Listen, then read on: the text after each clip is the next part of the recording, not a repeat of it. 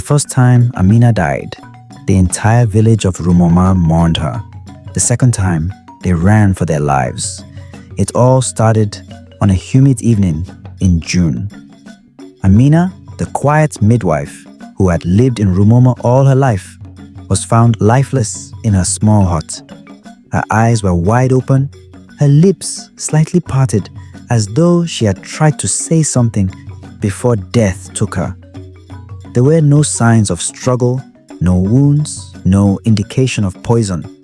Just death, silent, eerie, and unexpected. The villagers gathered in hushed voices.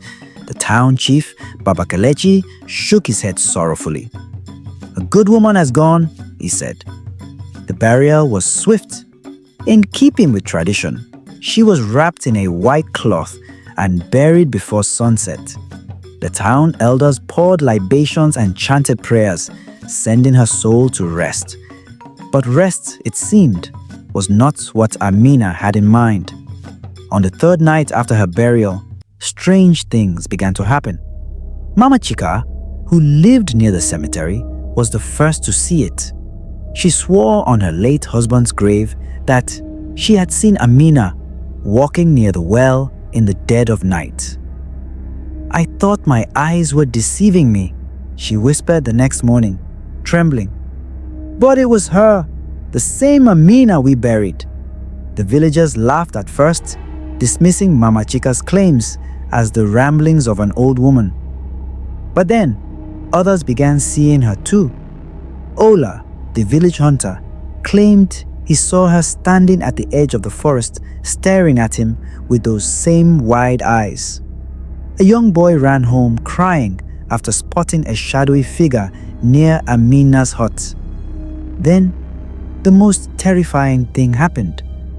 On the seventh night after her death, Amina's voice was heard, loud, clear, calling out names. Baba Kelechi, Mama Chika, Ola. It was a chilling sound, like wind whistling through broken trees. Yet, every villager recognized the voice. The people of Rumuoma huddled inside their homes praying that the dead would return to the dead. But Amina did not stop. By morning, the entire village was in chaos. Some people fled to neighboring villages. Others called for the elders to consult the gods. Baba Kelechi summoned the most powerful Dibia, a traditional priest from the next town, to investigate the matter. The Dibia arrived, his face painted in sacred chalk, his staff rattling with charms. He walked to Amina's grave and stood in silence. Then he nodded. "She is not at rest," he said. "Her spirit lingers because her death was not natural." A cold wave spread through the villagers. "But there was no wound, no poison," Mama Chika protested. The Dibia only smiled, a knowing and eerie smile. Not all deaths leave marks on the skin. With that, he began his ritual.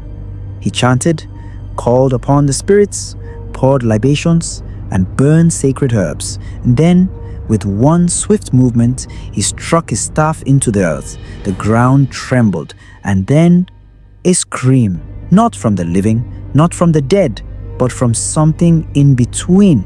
Amina's grave burst open, and there she stood, alive, or at least something that looked like her.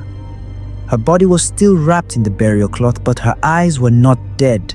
They burned with fury. "Why?" She croaked, her voice dry, cracked like old wood. The villagers gasped. Some ran, but Baba Kelechi stood firm. "Why, what?" Amina turned slowly, her gaze sweeping over the terrified faces. Then she pointed a shaking finger at one man, Ola, the hunter. "You killed me," she whispered, Ola's face drained of color. "Lies!" he stammered, stepping back. "I did nothing." But the Dibia raised his staff. "The dead do not lie." Under the weight of 100 eyes, Ola fell to his knees. I did not mean to," he sobbed. "She found out. She knew I was stealing from the chief's farm. She threatened to tell. I only meant to silence her, but the villagers erupted in anger. They had buried an innocent woman, while her killer walked free among them. Baba Kelechi ordered Ola to be taken away, and the Dibia completed his rites. This time, Amina's soul was finally laid to rest. And so, the woman who died twice found peace at last.